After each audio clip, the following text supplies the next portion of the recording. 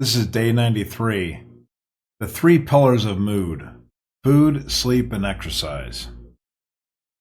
In today's world, our mood can often feel like a roller coaster, up one day, down the next.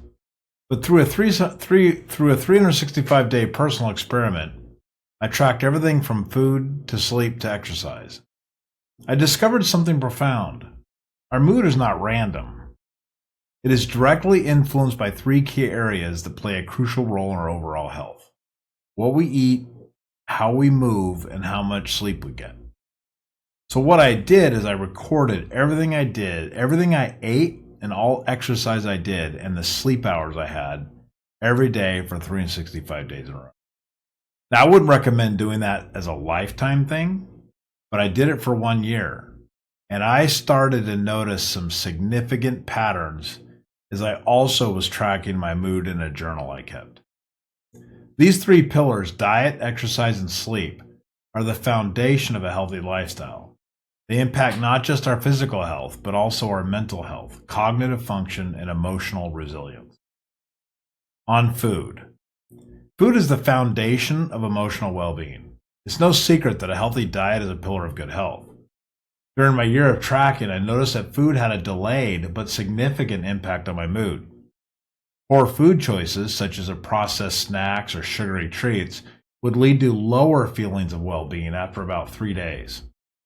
On the other hand, consuming servings of raw fruits, vegetables, and whole grains, healthy fats, you know the deal, like the Mediterranean diet, they supported better mental health over the long run. Dehydration had a much faster impact, however. Within about 8 to 10 hours after not drinking water, I would feel irritable and lethargic.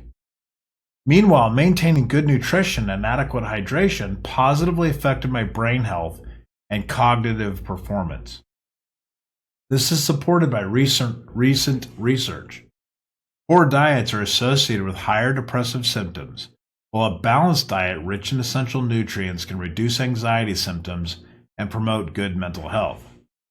Key components of a healthy diet, like fatty acids, whole grains, those type of things, also play an important role in reducing the risk of health conditions like cardiovascular and high blood pressure.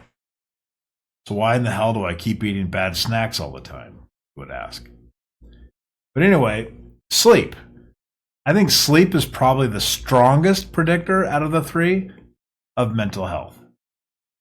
If there's one thing in my long year experiment that confirmed the most, it's that sleep is non-negotiable for good mental health and cognitive function. Too little sleep, whether caused by disrupted circadian rhythm or poor sleep habits, was the strongest predictor of mental health issues for me. After just 1 or 2 nights of poor sleep, I noticed high stress levels, increased irritability, and low motivation.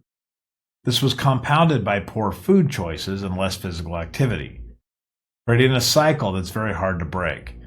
Adequate sleep, especially deep sleep, played a vital role in regulating my mood, stabilizing my body temperature even, and reducing the effects of stress hormone.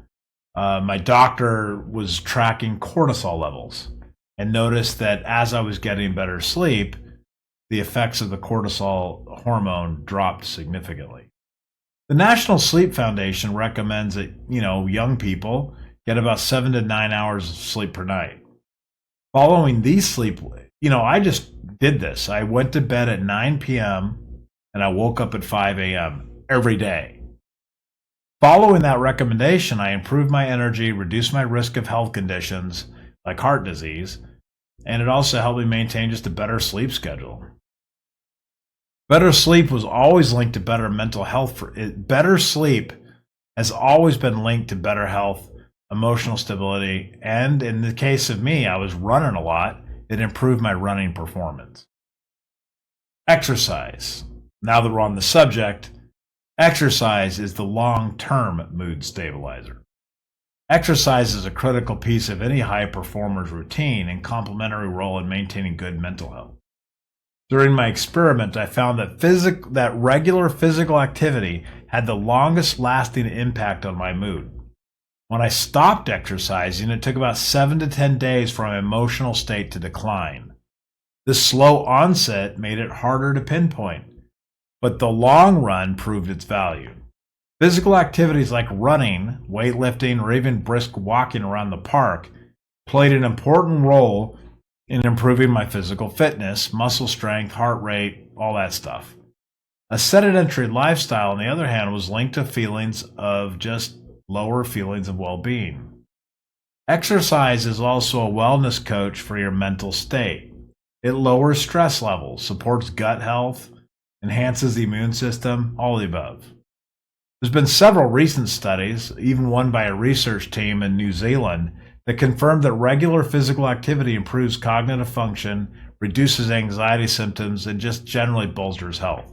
I think this is just a general conclusion by the research community overall. So you can build these pillars of a healthy lifestyle. I think the takeaway from my year-long commitment for me is that food, sleep, and exercise are the pillars of good health and good mental health.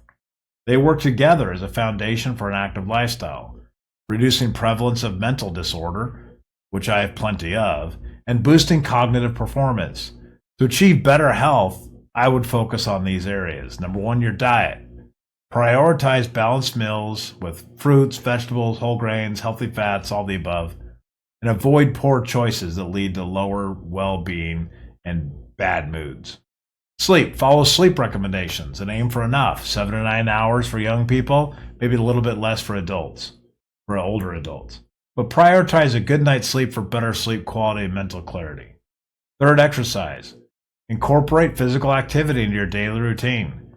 Physical fitness isn't just about being an athlete. It's about maintaining good mental health and emotional resilience. These pillars of good health are more than just habits. They're building blocks of a fulfilling life. By making intentional choices to support your physical health and mental well-being, you can take control of your mood and thrive in this fast-paced world.